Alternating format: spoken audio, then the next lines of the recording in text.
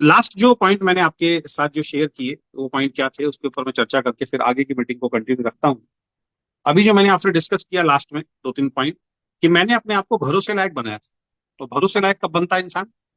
जब वो खुद काम करना शुरू कर देता है। जब आप खुद मीटिंग, ट्रेनिंग, सेमिनार करना शुरू कर देते हो दोस्त, तो आप भरोसे लायक बन जाते हो, लोग आपके ऊपर भरोसा करना शुरू कर देते हैं। आप सोचिए, आप डायरेक्ट सेलिंग बिजनेस कर रहे हैं, तो डायरेक्ट सेलिंग बिजनेस में लोग आपके ऊपर भरोसा क्यों करें, क्यों आपके साथ है? जब तक आपके अंदर कुछ यूनिक क्वालिटी नहीं होगी, जब तक लोग आपको पसंद नहीं करेंगे, तब तक कोई भी आपके साथ नहीं।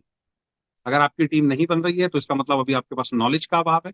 अगर आपकी टीम नहीं बन रही है तो इसका मतलब अभी व्यवहार लोगों के प्रति आपका अच्छा नहीं है। अगर आपकी टीम नहीं बन रही है तो इसका मतलब लोगों को अभी आप अट्रैक्ट नहीं कर पा रहे।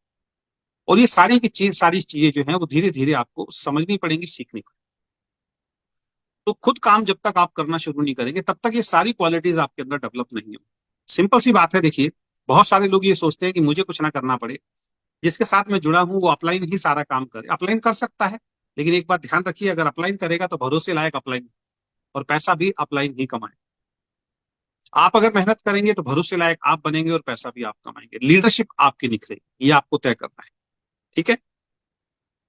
दूसरी चीज में अपलाइन का हमेशा भरोसेमंद रहा। अपलाइन ने जो जो बोला, जैसे जैसे बोला, मैंने वैसे वैसे काम किया। अपने आप को चेक कीजिए, आपकी जो जो अपलाइन है, क्या आप उन अपलाइन के भरोसेमंद हैं आज की डेट में? क्या अपलाइन आपके ऊपर भरोसा करती है? क्या आप अपलाइन के ऊपर भरोसा करते हो? या अपलाइन और आपका हमेशा 36 का आंकड़ा रहता है? अपलाइन आपकी बात सुनने के लिए तैयार नहीं है, आप अपलाइन की बात सुनने के लिए तैयार। मैं कई बार अपनी मीटिंग में बता चुका हूं, जिस घर में आपस में चार पांच लोग रहते हैं और उनमें अगर आपस में प्यार मोहब्बत नहीं है, उस घर के अंदर कभी सुख शांति नहीं रह सकती। तो यहाँ पे तो दोस्त, बहुत सारे लोगों के भविष्य का सवाल। यहाँ तो चार पांच लोगों को आपको टैगल नहीं करना पड़ेगा, यहाँ पे तो बहुत बड़ी टीम आपको और हमें बनानी पड़ेगी। और ऐसे में जहाँ पे बहुत बड़ी टीम का निर्माण करना होता है, पूरे हिंदुस्तान के अंदर भागना होता है, हर स्टेट के अंदर टीम बनानी होती है, और यहाँ पे अगर आपस में यूनिटी नहीं होगी अपलाइन डाउनलाइन की, तो फिर बिजनेस नहीं चल सकता। मैंने बहुत सारे लोगों का बिजनेस डाउन होते हुए देखा है कि बहुत अच्छा बिजनेस चलना स्टार्ट हो गया था, लेकिन अपलाइन और डाउनलाइन के बीच में किसी भी तरीके का मतभेद स्टार्ट हुआ, और वो मतभेद धीरे धीरे करके इतना ज्यादा बढ़ गया कि वो बनी बनाई पूरी की पूरी टीम जो है खत्म हो। इससे एक बहुत बड़ा मैसेज लिया जा सकता है कि टीम में अगर यूनिटी नहीं होगी, टीम में अगर एक दूसरे की रेस्पेक्ट नहीं होगी, आदर मान सम्मान नहीं होगा, टीम में अगर प्यार मोहब्बत नहीं होगी, तो टीम नहीं बन सकती, और बनी बनाई टीम भी खराब हो जाएगी जिस दिन ये सारी चीजें आपके और हमारे बीच में से अलग। तो हमेशा यूनाइटेड होकर काम करना, और अपलाइन की रेस्पेक्ट करनी है, और अपलाइन को डाउनलाइन की रेस्पेक्ट करनी है, भरोसेमंद। इसके आगे अगर मैं बात करूं तो मैंने हमेशा सीखने पर फोकस किया। जब जब तक मुझे नॉलेज नहीं थी, कल भी मैंने आपको बताया था मीटिंग में, कि जब तक मुझे नॉलेज नहीं थी मैं मीटिंग ट्रेनिंग से भागता था, और पहले भी कई बार मैंने आपको बताया। कल मैंने मीटिंग में बताया था कि अगर आपको बिजनेस समझ में अभी नहीं आ रहा है तो मुझे टेंशन नहीं होती है, क्योंकि मुझे भी बहुत देर में समझ में आया था। अगर आपने अभी प्लान दिखाना शुरू नहीं किया है तो मुझे टेंशन नहीं होती है, क्योंकि मैंने भी बहुत देर में प्लान दिखाना सीखना प्लान दिखाना शुरू किया था। लेकिन जब मुझे समझ में आ गया था, उसके बाद मैंने हर वो काम किया जो बिजनेस में मुझे सफल बनाने के लिए जरूरी था। इस बिजनेस में सफलता प्राप्त करने के लिए जो हर काम जरूरी था, वो हर काम मैंने करना शुरू कर दिया।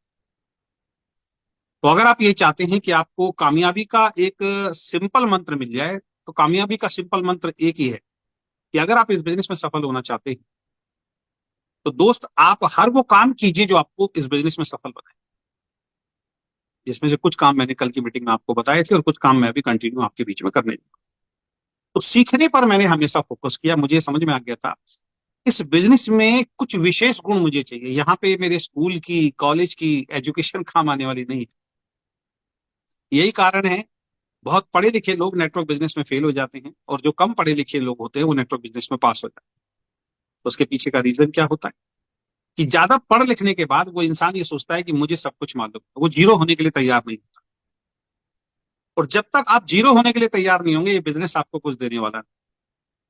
कई बार तो पढ़ाई का अहंकार आ जाता है, कई बार एज का अहंकार आ जाता है बहुत सारे लोगों में, इस वजह से भी सफल नहीं होते। वो कहते हैं यार मेरी तो एज है, आपकी कम एज है, आप मुझे क्या समझाओ। कुछ लोगों के अंदर बहुत पढ़े लिखे का अहंकार आ जाता है कि मैं तो बहुत पढ़ा लिखा हूं, आपकी तो नॉलेज उतनी है ही नहीं, उतनी पढ़ाई है ही नहीं, आप मुझे क्या समझाओ। कई बार लोगों को पैसे का अहंकार आ जाता है कि मेरे पास तो बहुत पैसा है, जिसके साथ मैं जुड़ा हूं उसके पास तो पैसा ही नहीं। ये मुझे क्या समझाएगा। कई बार जाति धर्म सामने आ जाता है कि मैं ऊंची जाति का हूं, ये थोड़ा सा नीची जाति का है, ये मुझे क्या समझाएगा। तो ये अहंकार जो है, ये चीजें जो है जीवन में कभी भी दोस्त आपको और हमें कामयाब नहीं। तो मैंने हमेशा सीखने पे फोकस किया। मुझे ये समझ में आ गया था कि बगैर सीखे, बगैर कुछ एक्स्ट्रा स्किल जो मुझे स्कूल और कॉलेज में नहीं सिखाई गई, वो यहाँ चलने वाला नहीं है। उससे अलग मुझे कुछ नए अपडेट सीखने पड़ेंगे, नई चीजें सीखनी पड़ेंगी, तब मैं सफल हूं। फिर हमने उन चीजों पे फोकस किया और मैंने हमेशा सीखने पर फोकस किया। तो अगर आप इस बिजनेस में सफल होना चाहते हैं तो अपने आप को लर्निंग एटीट्यूड में लेके आए, सबमिशन मोड के अंदर लेके आए। जब तक आप अपने आप को लर्निंग मोड में या सबमिशन मोड में नहीं लेके, समर्पण समर्पण के साथ, समर्पित भाव के साथ आप इस बिजनेस में काम नहीं करेंगे, तब तक ये बिजनेस आपको बहुत बड़ी इनकम